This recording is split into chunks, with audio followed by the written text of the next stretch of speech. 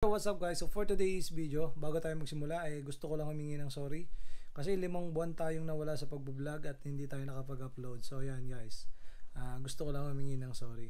And so guys, at for today's video guys, sakay tayo ng bus, papunta tayo ng Narita Terminal. Ito yung panahon na yung nararamdaman ko hindi ko mawari kung ako game sobrang lungkot at sobrang saya. Siyempre malungkot tayo at mamimiss natin yung lapad. So hindi, mamimiss din natin yung mga hapon siyempre. Hindi laging lapad, pero yun yung katotohanan, yung lapad talaga.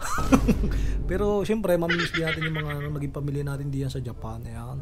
Ano natin yan naging lolo na natin, naging magulang natin sila dito sa Japan. Kaya naman sila yung mamimiss talaga natin. Sa totoo lang yung nararamdaman ko din ay mas mabigat pa kaysa doon sa umalis ako sa Pilipinas. Kasi yung mga mahal natin sa buhay sa Pilipinas, makikita pa natin yun Alam natin babalikan pa natin yun.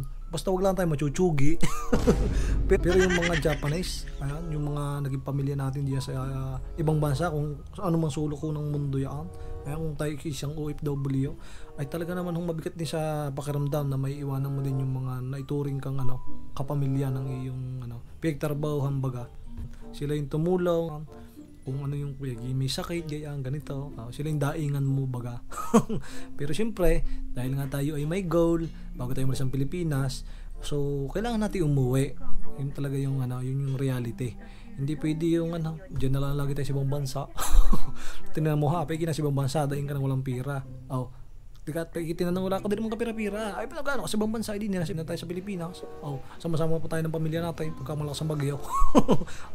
Kaya yun guys, ang mahalaga ay masimulan natin yung pangarap natin bago tayo sa Pilipinas ay tinatapos natin hanggang ngayon. Ayun guys, yun yung ating yun yung talagang inuwi ko. So yan guys, yung mga nagtatanong na ba't ako umuwi, ayan So, nung umalis ako sa Pilipinas, ay talaga nagplano ako na pag ako nakaipon-ipon ng kaunti na pagsisimulan din sa Pilipinas, ay ayos na yun.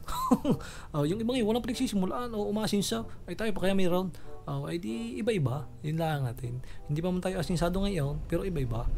Ayan guys, kaya naman mahalaga na dapat yung sinimulan natin goal or pangarap natin, ay tapusin natin, huwag nating sukuan.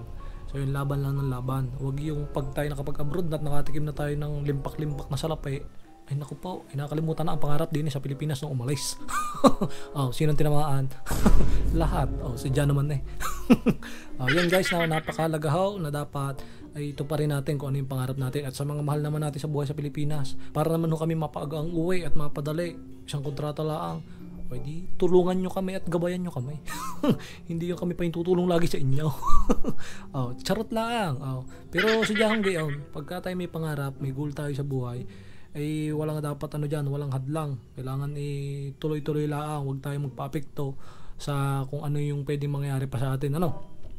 So kailangan mag-focus lang tayo dun sa goal na gusto natin.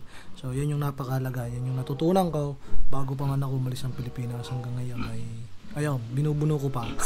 Sana naman maging asinso rin. Kagaya-gaya ng iba, ang daming kong kilala hindi mo nag-abroad yung asinso sa buhay. Edi tayo pa kaya.